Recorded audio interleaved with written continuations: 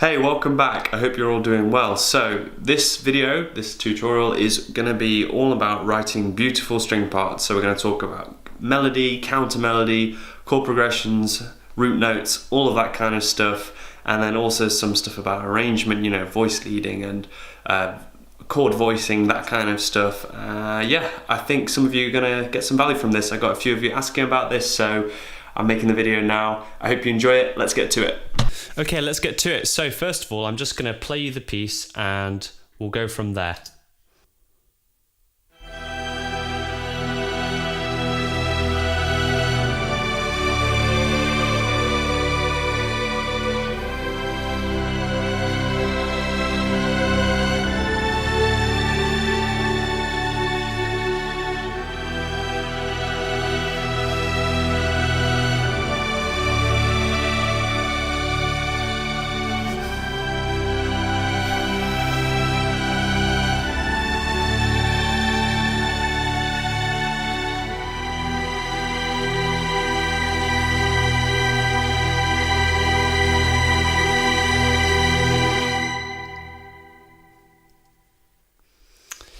Okay, so some of you who follow me on YouTube will know that I posted, this is a piece that I just wrote, like a quick demo piece for the Lab Strings new sample library from Spitfire Audio, which is free actually, so you can go check that out. I'll link it down below as well. This is what it sounds like on its own, and then I layered it with Albion 1 strings. So anyway, that's beside the point of this video. That's just a little side note. So anyway, let's get to it. So I didn't really know how to go about this video, whether I should start with melody, then go to counter melody, chords, and then root notes, or if I should go about it, you know, going from the ground up. So root notes, chords, melody, then counter melody. I mean, when you're writing this sort of stuff yourself, it doesn't really matter because it all comes down to what ideas you get first. You might get the chords first, so you do the chords and root notes, and then a melody, counter melody over the top. Or you might already have a melody idea, so you start with the melody, then you build the chords, then the root notes, or maybe melody, root notes, chords, and then counter melody. Or you might already have melody, counter melody. So there's really loads of different ways you can go about doing this. But I think for this, I'm going to start with the chord progression, because that's how I started it out with. I had this chord progression nice and simple, and then I went from there. So I know this can look a little bit confusing, but all that's going on here really, these lab strings, these orange ones and these and these blue Albion 1 strings, they're all exactly the same. So this is the melody here, and this is the melody as well. All that's going on is basically I'm layering the two. So we've got melody, melody, counter melody, chords, chords, low octaves, which are the root notes basically, and fifths as well. I'll show you in a bit. So when I'm talking about them, I'm just going to show you in this, I think, in the Albion 1 strings, and then just so you know, I'm not missing out anything by not showing you the lab strings ones. So anyway, let's get to it. So start off, I had this chord progression, okay, which was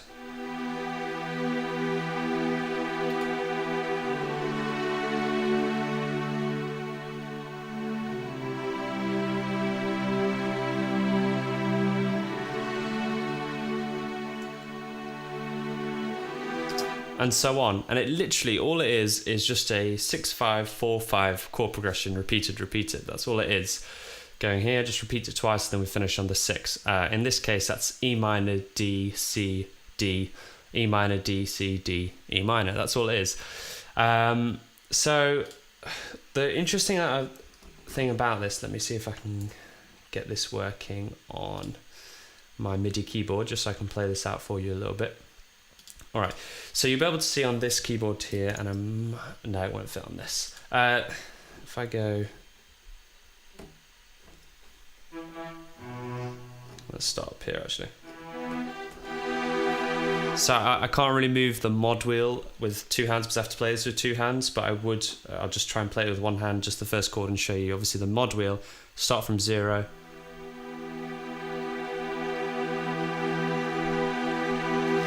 And then move it as I would play it first and then record in the dynamics on the mod wheel, because you can see on the screen here the dynamics are moving up and down, and you can see it here. It's almost like a wave, and it's how real players would play. So that's, with good sounding sample libraries, it's not just having the samples themselves, there's a whole process of making them sound realistic. And I'm going to do a separate video on how to program realistic sounding strings and other things like brass and whatever. So anyway, that's a little side tip for you there. So the interesting thing about this is there's not really that much to it. It's just E, D, C, D, E. Now the normal way that you'd voice this is 1, 3, 5.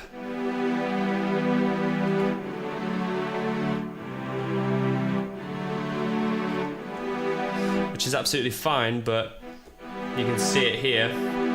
If I do that down an octave, it just sounds really muddy. So the trick is with what I found with a really nice way to voice strings, and especially brass, is instead of going 1, 3, 5, the first inversion, the best way to do it, not the best way, but a really nice way to voice chords is to do 1, 5, 3. So the 3 is actually an octave above. So like that, and it just gives it a lovely sound. So rather than, all I'm doing is moving that G up an octave. Oh, sorry. So it's the same thing, but just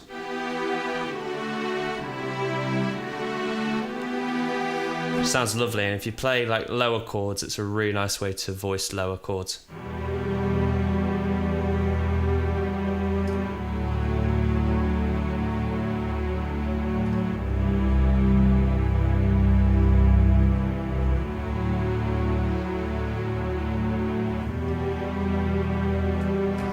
Lovely, sounds lovely. So that's it really in terms of how I voice those chords. It's literally just where are we? 1, 5, 3. Same thing for the D chord. 1, 5, 3. So it's E, B, G, D, A, F sharp, C, G, E. Same thing. It just sounds lovely. Okay, so that's what I had. I had that chord progression, and like I said before, the lab strings are just basically building that up, layering it.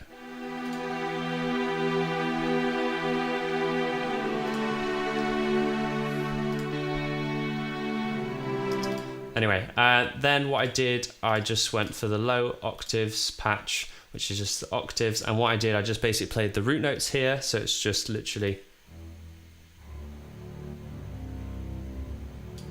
So it should just use E, D, C, D, same thing, and then I did the fifth of it, so B, A, G, A, B, A, yeah. So that on its own sounds like this.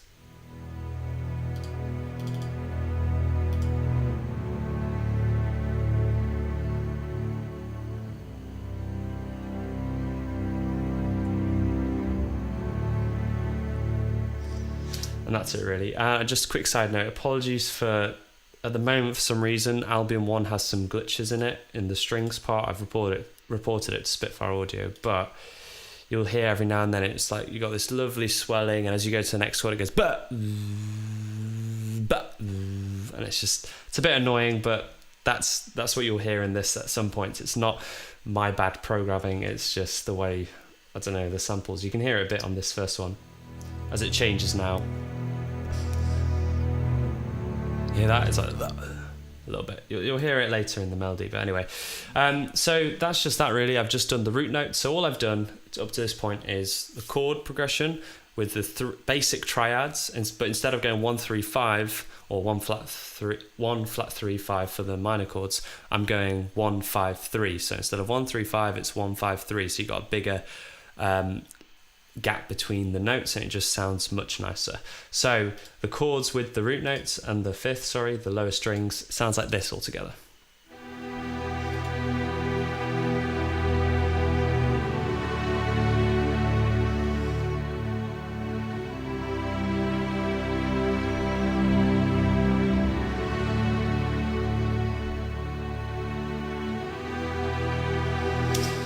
And again, a big thing that really makes it sound nice and emotional and soaring and beautiful is the change in dynamics in the mod wheel. You can see it here where I've played it in. So just remember to do that, move that mod wheel up and down.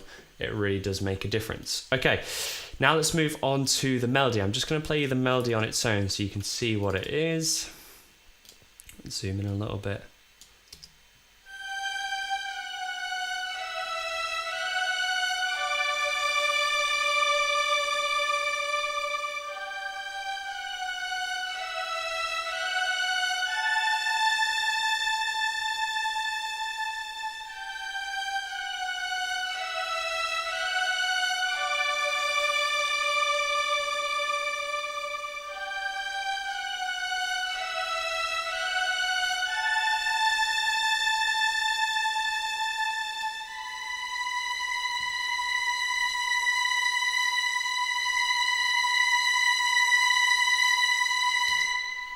And so on. Now, if we look at it with the chords, you'll see it's quite simple, really. The melody is pretty damn simple. It's literally just what I've done. It's simplicity. It makes it beautiful. So what all I've done really is I've gone. Well, I decided I had the chord progression like this. I'm going 6, 5, 4, 5. E minor, D, C, D, and I knew that I wanted some movement in the first half, so in every 2 chords, in the 4 chord progression, I wanted the first and third chord to have the most movement and then hold it on the second and fourth, just to, so I'll show you how it is with just the chords and the melody, just so you can see that in action, what I was trying to go for.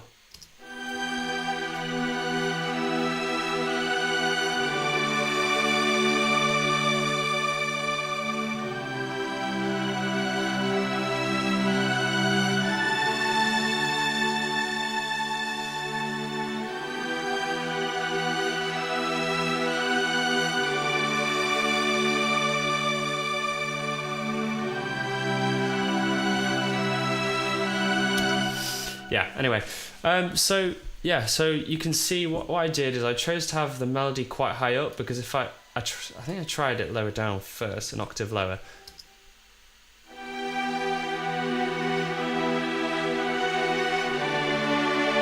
There's absolutely nothing wrong with that. I just really liked having it higher up, like really soaring. It's almost like someone's crying. It's that kind of high, almost piercing, but really lush and beautiful.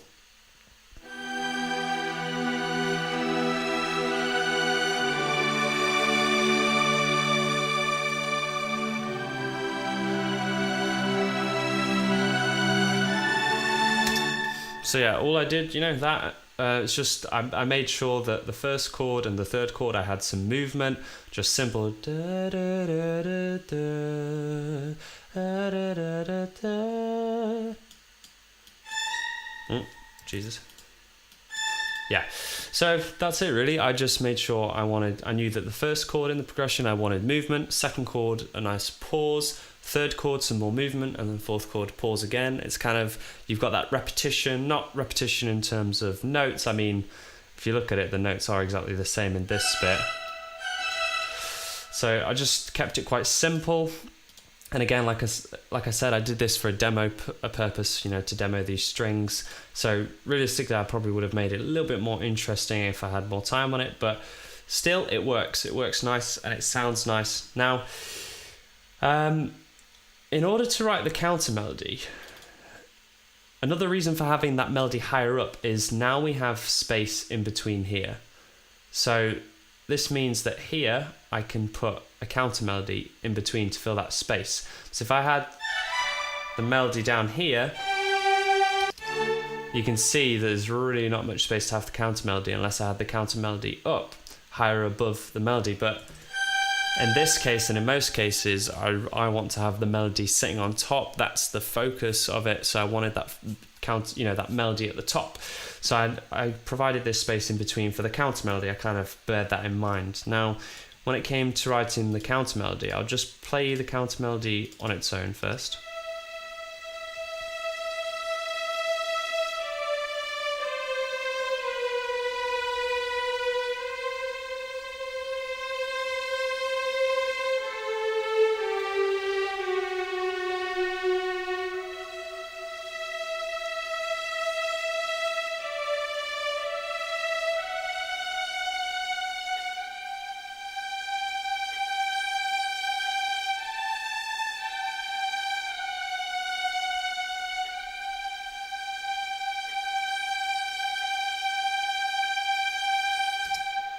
So again, there's that kind of pattern within it. It's the opposite to the melody, and I did that purposefully because I knew that the melody had that pause on the 2 and 4 chord, sorry, the 2nd and 4th chord of the progression.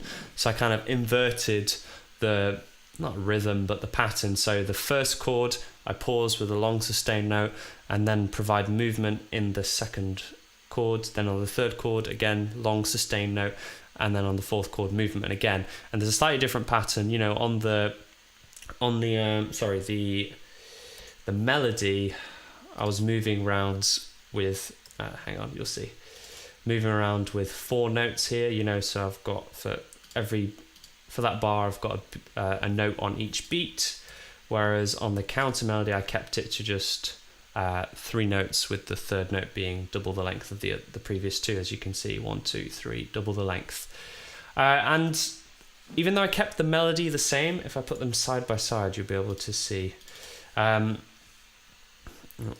Apologies. Here we go. So you can see, like I said, the melody, these notes, the movements are exactly the same. It's the same notes.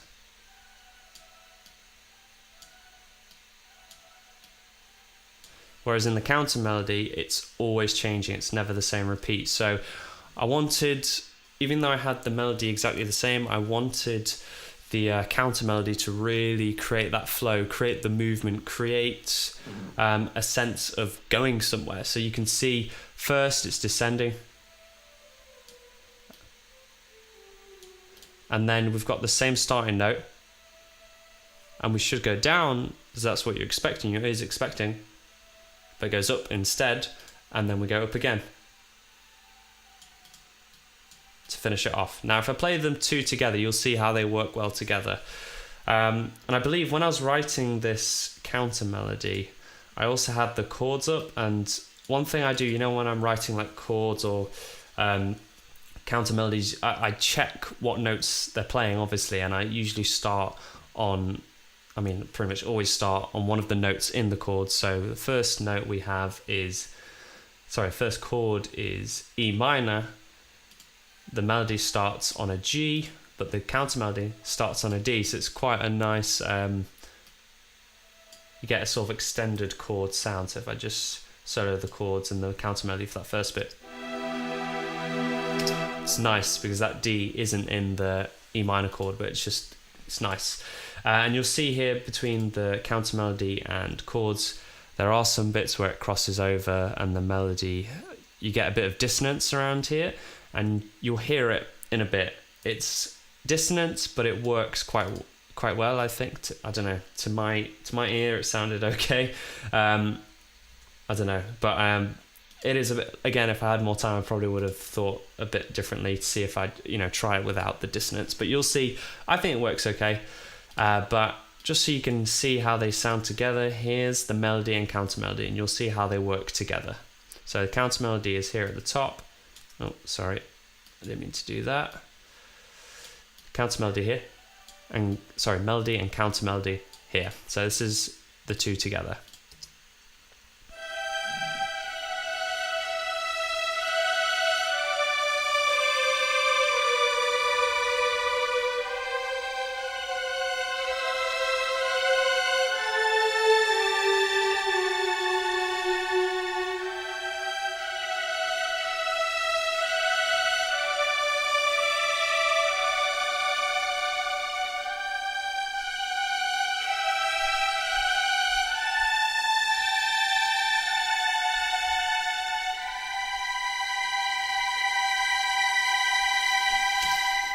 Cool. So the notes, the starting notes, here's just another thing I wanted to show you. Every note that it starts, at the start of each chord, the 2 notes that are together are harmonizing. So G and a D, that's a 5th. I mean, we've got quite a big octave jump there, but G to D is a 5th. It's the 5th of like a G chord, G major or G minor. Then we have G and B flat, which gives it almost like the G minor feel then.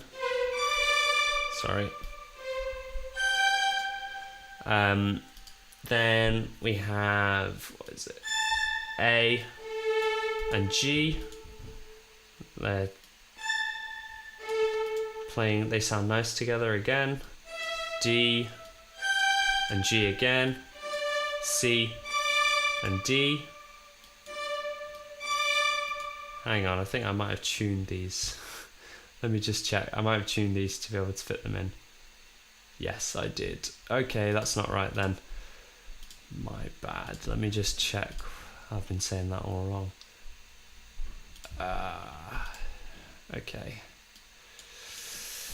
Let's do this. So they're up 2 semitones. Yeah, so, okay. G and C, yeah, so it's a perfect fifth. Oh, never mind. I was going to talk about that, but sorry about that.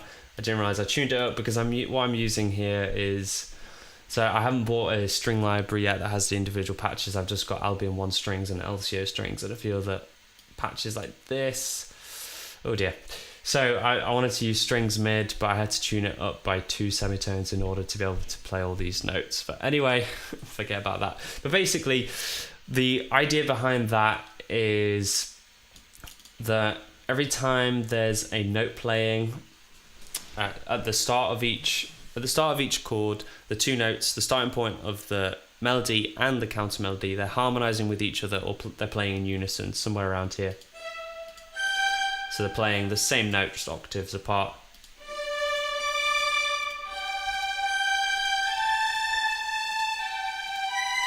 And then at the end on a harmony. So you'll see that it sounds quite nice when they're harmonizing, and then when they end on the same note, you hear the counter melody, like here. You hear the counter melody coming down, and it almost feels like the notes breaking up. Almost sounds like it's just falling off the lower end of it is. So yeah, that's really it, what I would say with how I've done that. I mean, I don't know how else to really talk about it. The only thing I would say is when you're writing a melody and a counter melody, you can see here the melody is playing, we've got movement, and then it holds a sustain. When you've got that sustain note or a pause, that's when your counter melody should move, because you're countering the melody. That's essentially what it is. So you can see here we've got movement, sustain, then here. So we do the opposite. I kind of flip it on the counter melody, starting with a sustain note and then some movement. And it's the same throughout. We've always got this, one's moving, the other one's staying still, then the other one moves and that one's staying still, then the other one moves and that one stays still. And it's just like this ebb and flow between the two, and then they end up both sustaining at the end. So once more, I'll just play the melody and counter melody on their own.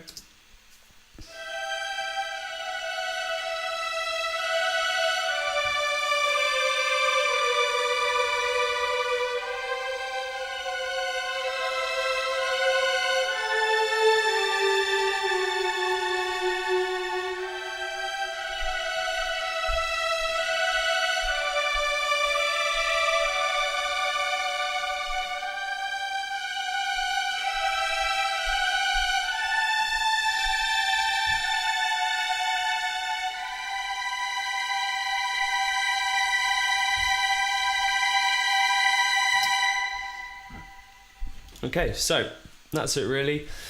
I'll play you everything together so you have now the chords with all of that. And then we'll add the low strings as well, and that's just the, the root notes and the fifth.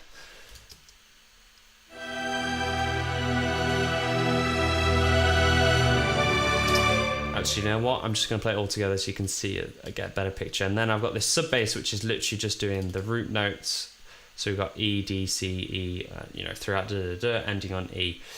That's literally that's a little trick I learned from Christian Henson from Spitfire Audio. Add a sub bass, it's quite low in the mix. I think it's, minus 26.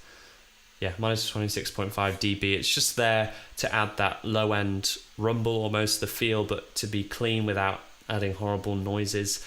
So it's just, a clean sub bass. I'm literally using the EXS24 in Logic standard mode, mono rather than poly. There's nothing, I'm not doing anything like, any adjustments to it. I'm literally just playing it in. You won't even be able to hear this, but I'll play it. If you've got good speakers, you'll be able to feel that, but all that does is basically fills out this low end here that strings don't really fill. So below 50 hertz really. And if you've got good speakers or headphones, you'll be able to feel it rather than hear it. So let's play everything. And I just want to do a quick recap before I play this to you. So what have we got? You can look at it this way. You can start with your, low strings. I would normally just do the root notes, but I did root notes and fifth here for whatever reason. Just thought it worked. Then I have the chords, which I'm doing, again, just to recap, I'm doing 1, 5, 3. So instead of 1, 3, 5, so instead of it being really close together, I've got it nicely spread out. Not playing there. Okay.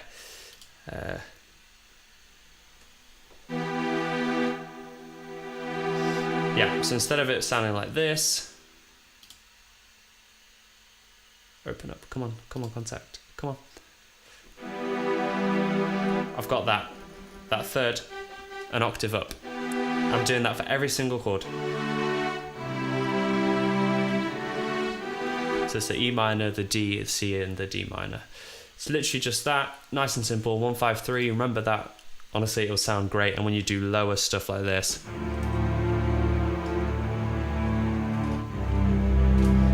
just sounds beautiful. Bonus points if you know what film that's from. Sounds lovely.